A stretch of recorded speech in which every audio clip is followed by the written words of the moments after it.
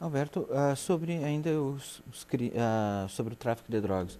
Estava lendo uma matéria do The Guardian que fala em que 97% dos recursos das drogas ficam em bancos dos Estados Unidos e Europa, né? Então, quer dizer, combater o tráfico de drogas não é o mesmo que tratar um câncer como aspirina? Exatamente. Eu converso até com alguns juízes nossos, né? O que é um traficante? Que hoje, por essa cultura e até as capacidades institucionais da nossa polícia, o traficante que a gente vem pegando hoje, massivamente, é aquele jovem de periferia que vende a droga na boca, né, de drogas, e tira o recurso dele e vai enchendo as cadeias e o sistema de justiça. O dia inteiro, se a gente for numa vara criminal, nós temos jovens sendo julgados e condenados por tráfico de drogas. Mas e cadê o dinheiro? O grosso do dinheiro do tráfico de drogas nós não estamos pegando.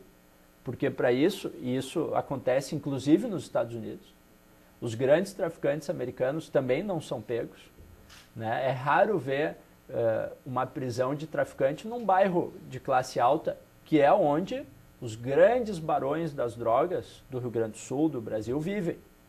E nós não chegamos nele, né? Porque não é por falta de vontade da polícia, é porque nós temos essa tradição ainda repressiva virada para a periferia e pouco inteligente para estudar e identificar os canais de circulação financeira da droga, que é verdadeiramente o que a gente precisava Atacando identificar. diretamente nos barões, claro, aí surte efeito. Exatamente. E falar um outro tema importante sobre a repressão às drogas, que é óbvio que algumas substâncias têm que ser reprimidas, né, como o crack, por exemplo, é óbvio.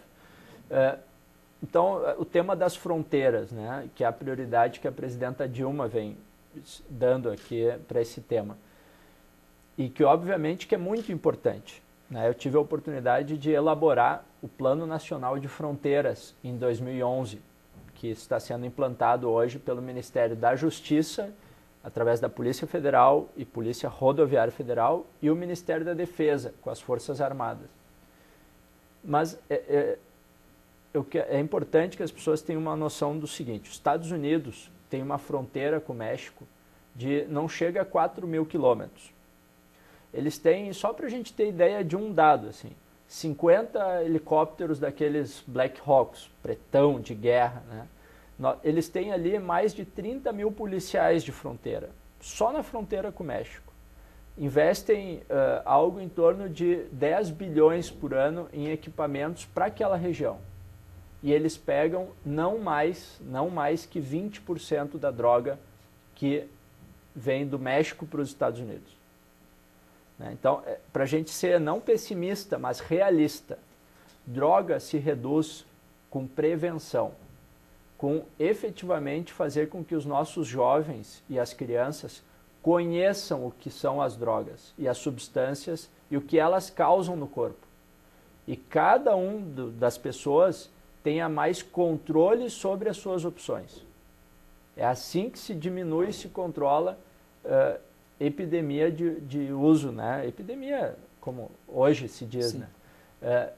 A ideia de reprimir a oferta das drogas, né? Aqui eu uso também a sabedoria popular, ela, né, diz muito.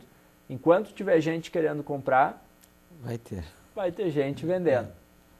Então a gente precisa diminuir. Eu quero dar um exemplo positivo aqui: o cigarro, que é uma droga lícita, que causa a droga que mais causa custos para o Estado em relação ao sistema de saúde. Nós gastamos 20 bilhões por ano para o tratamento de enfisemas pulmonares e outras doenças associadas ao tabaco. E ele é legalizado, não é proibido. Mas nos últimos 15, 20 anos, o Brasil vem restringindo a propaganda de cigarro, a possibilidade de fumar em lugares fechados, alguns públicos já. O preço subiu, ele está sendo taxado, né? E isso fez, para mostrar como funciona, com que nós tivéssemos de 25% de usuários da população adulta, nós já caímos para 14% em 15 anos. ao que se sabe, é a única droga que diminuiu o consumo no Brasil, com regulação. Então nós precisaríamos ter uma política específica para o álcool, uma política específica para o tabaco, uma política específica para a maconha, uma política para a cocaína e seus derivados, que seja compatível com os hábitos, para que a gente possa realmente, a cada período de 5, 10 anos, fazer um ajuste na política de produção, propaganda, comércio, né, para cada substância e baseada cientificamente. Saber se aumentou ou diminuiu. Não é o que eu acho. Sim. Né?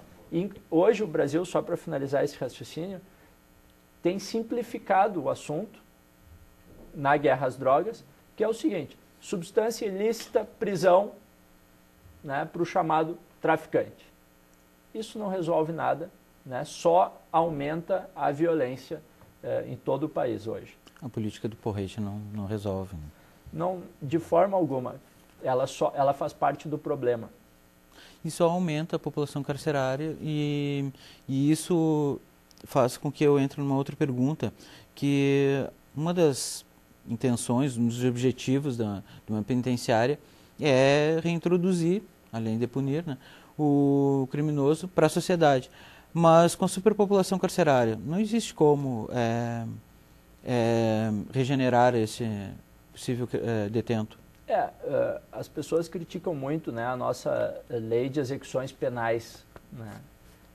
Antes nós a aplicássemos, ela tem um conjunto de dispositivos sobre o que o sistema prisional deveria realmente garantir, né, para cumprir a sua função, para que o gasto que nós pagamos lá fosse eficiente.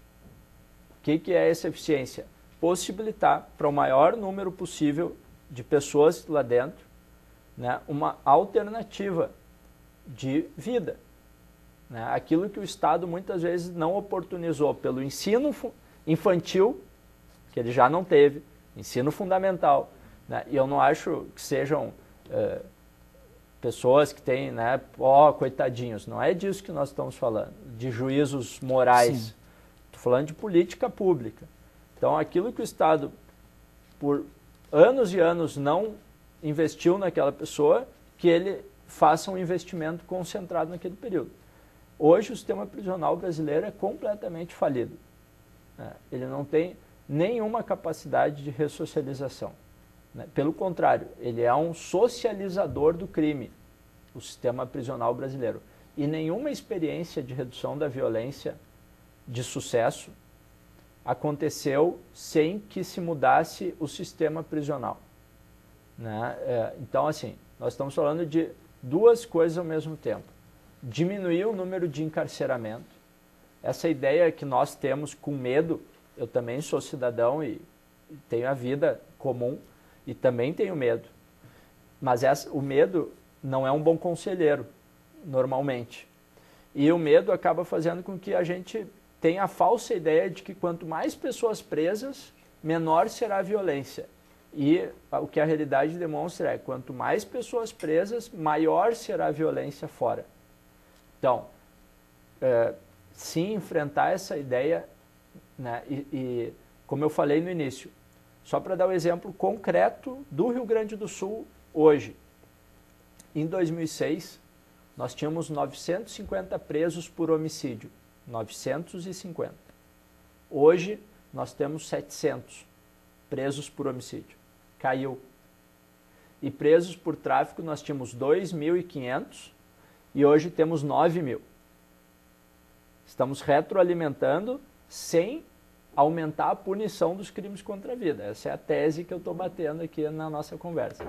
Né? Então, nós temos que diminuir o encarceramento, ter outras alternativas, né, de socialização e de tratamento também, né, para aqueles dependentes que assim queiram. E, ao mesmo tempo, dentro do sistema prisional, realmente acreditar que aquele tem que ser um espaço de socialização. Né, porque isso faz parte da nossa herança. A sociedade brasileira é uma sociedade violenta. Né, a gente tem a ideia do carnaval, da alegria, mas nós somos uma das sociedades mais violentas hoje, né, do Ocidente, vamos dizer assim. E nós brigamos, nós nos matamos por motivos fúteis, né? A nossa polícia ainda é uma polícia muito violenta, né? Segundo todos os estudos internacionais, né? E nós ainda temos aquela ideia de que, bom, quanto pior o sistema prisional, melhor. Ele merece. O bandido bom é bandido morto. Bandido bom é bandido morto. Aí vem, né, o medo, o conselheiro, ele vai fazendo com que os direitos vão se degradando. E aí a gente vai retrocedendo, ao invés de avançar, né, para uma sociedade mais moderna, a gente vai retrocedendo para uma sociedade feudal. Se puder, daqui a pouco, pôr numa praça pública, né, e jogar uma água quente, arrancar uns dedos, né, nós vamos estar vibrando ali, né, que é um pouquinho do MMA.